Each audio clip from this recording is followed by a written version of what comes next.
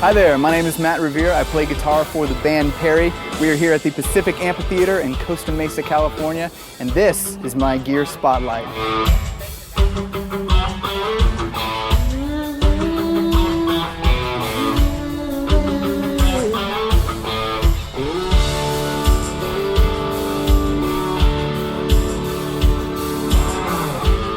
So I'm pretty excited. I've got all Suhr guitars here on this tour. So I'll start off with the one that I use the most. It's kind of my favorite. This is a classic T antique, and I feel at home on this style of guitar. There's not really much you can do to improve upon this type of instrument except for get high quality woods, high quality parts. And so the final result is a top-notch T-style guitar. I love it. One of the things that I enjoy most about it are these pickups here. Of course, they're Suhr Classic T pickups, and compared to other T-style guitars that sometimes get a little thin and they do the country thing really well, but not the rock thing as well, these are very full. They're pretty high output for this type of pickup. I love how it sounds on cleaner stuff, but also love it for more rockin' stuff. And if I needed to shred on a little bit, I feel confident in these pickups. They always sound really good.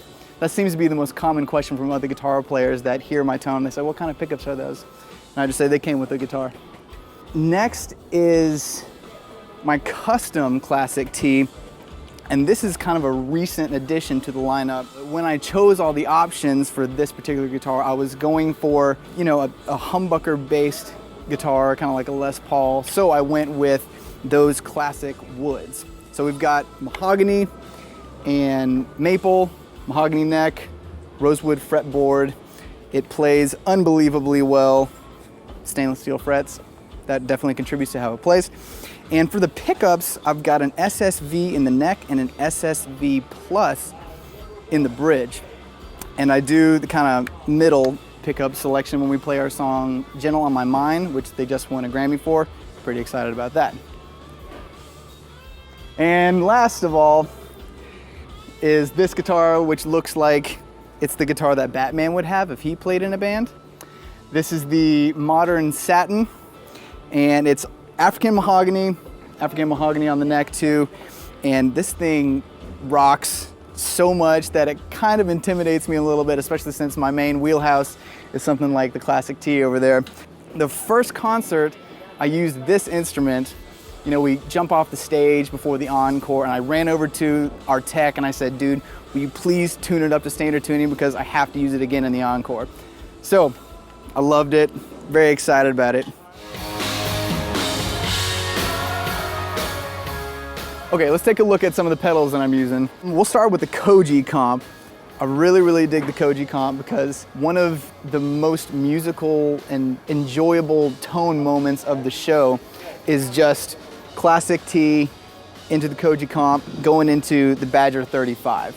You know, there's a lot of different compressors out there, but I really have a thing for this one. My favorite feature on this is the mix knob. In the same way, I don't ever want to use a delay that doesn't have a tap tempo. I don't ever want to use a compressor that doesn't have a mix knob. Now let's talk about Shiba Drive Reloaded for the live stuff. Of course, it's similar to the original Shiba Drive, and I've got the Shiba Drive on my session board at home. But the Reloaded is a little more battle ready in its EQ. The original Shiba Drive is kind of more refined, so I love that for sessions. But this one really cuts through the mix. It's a little meaner sounding. And when I compare different screamer type pedals to a Shiba Drive, well, let's just say that I still have a Shiba Drive on the road and on my session board. The Suhr Koko boost, if you love your amp tone, but you're just thinking, I really want to make my amp tone a lot meaner, a little louder, cut a little bit more, this is an awesome pedal.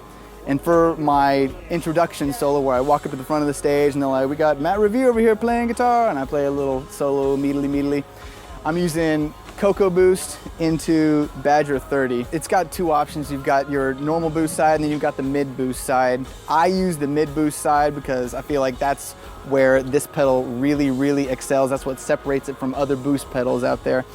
I've got the toggle switch all the way to the left, and mid boost is set about 9 o'clock.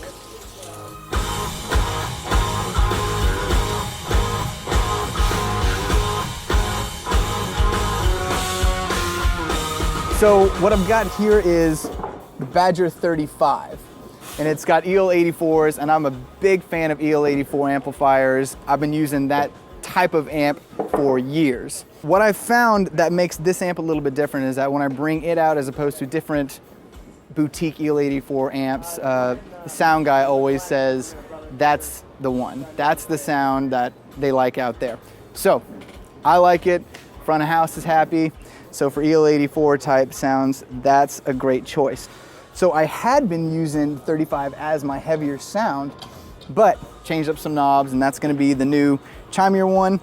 And the Badger 30 is gonna take its place as the higher gain option, which I'm really looking forward to. I haven't done a lot of work with EL34s, so I'm excited to hear how this sounds. Now the cabinet I'm using is a 212 deep cabinet, which is one of the options you can get from Suhr. So I'm using a vintage 30 and a creamback. The vintage 30 is doing a great job of getting kind of like the vintage mid thing, but the creamback is adding some more articulate highs. So that combination I really, really like. Our front of house engineer has put different microphones on the speakers, and so there's 2 different speakers, 2 different microphones. It's open back. I love open back cabinets. I really like the air it gives you. When I'm recording at home, I've got the Suhr Reactive Load, which is an amazing tool for recording, and my go-to impulse response is of the Badger cabinet. So I've got some consistency between live shows and recording at home. All right, thanks for watching my gear spotlight. I hope you've enjoyed getting an inside look at the equipment that I use on tour. Come out to a show sometime. We'd love to have you, and come say hi. Thank you.